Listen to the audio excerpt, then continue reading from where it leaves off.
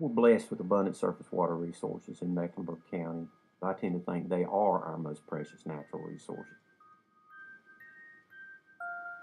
If you look at the history of Charlotte, Charlotte was designed around the creeks. Many children today are unaware that there are creeks literally in their backyard.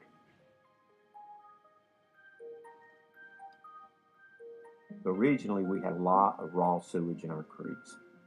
Back then, the solution, believe it or not, was they would fill 55-gallon drums of orange blossom deodorant and they would drip that deodorant into the creek, which was not much of an improvement.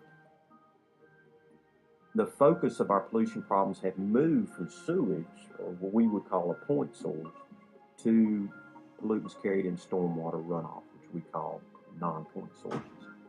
Probably 99% of the time, what goes into a storm drain is not going to a treatment plant. All that water that runs off the land, washes off our land, and rushes to our creeks and rivers and lakes, and drags along a lot of pollution with it. 1 inch of rain in a forested area provides little to no runoff. 1 inch of rain on a parking lot produces 27,000 gallons of stormwater. And it tends to just wipe everything in the creek out. Everything that's living in that creek needs to survive, and then you pile a bunch of dirt and mud on top of it. Obviously, nothing's going to live.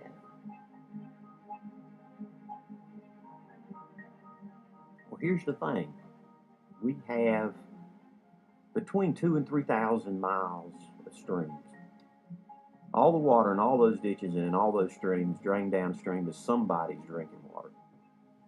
About 2 million people rely on the Catawba River as their primary source of drinking water. None of the creeks in Mecklenburg County, as far as I know, meet all of the water quality standards. Above and beyond its value as a drinking water supply is a huge amenity for the community. They're beautiful and great opportunities for recreation. Most of us grew up playing in creeks in the summer. Now, to let your kids play in the creeks is not what a good parent should be doing. It is almost worthless if it's polluted. Everybody likes water. Everybody likes to hear it run. Everybody likes to see it.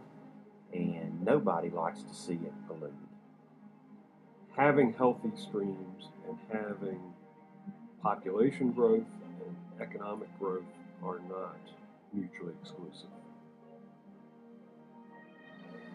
There's so many things that people can do to help protect our creeks, and we all need to do our part.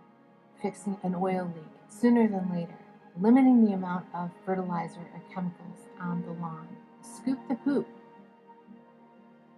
Restoration is absolutely possible in Charlotte. It's a matter of whether we want to make it a priority.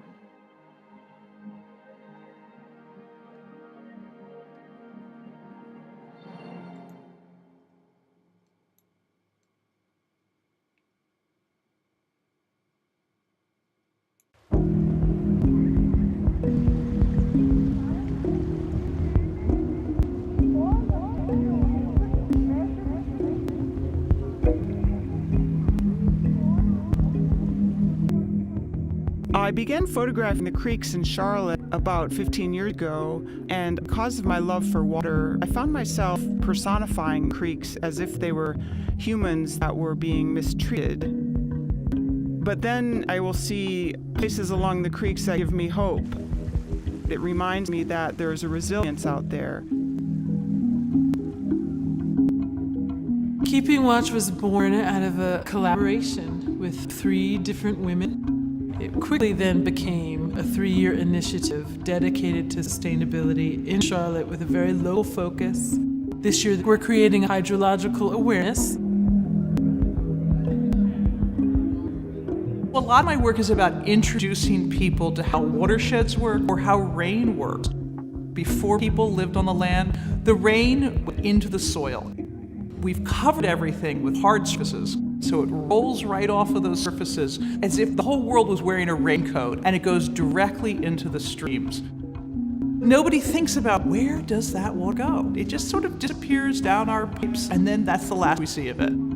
That connection between the stuff coming out of the sky and what our streams are made out of is completely lost.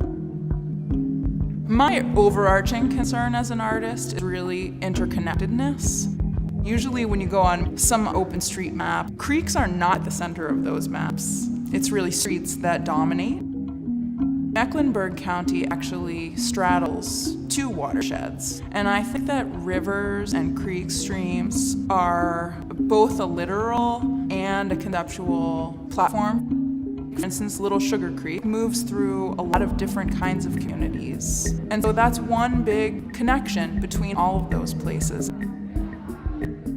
Charlotte's wonderful natural resource is these creeks, and we push them aside. We've asked people to consider that and have a relationship with them again. When people have a relationship to something, they treasure it and they value it much more. There is a number of different churches, different denominations, different religious leaders who are looking at different way of thinking about our role in the world, how we look and how we use environment. The whole environmental discourse is mostly provided by science. There are people who respond to them and they are engaging in this conversation, but a lot of people may be much responsive to the emotional arguments. Religion and faith, morality or certain ethics might be the way for them to look at those issues in a different way. This is God's given phenomena we are dealing with. Shall we take care of it and shall we respect it?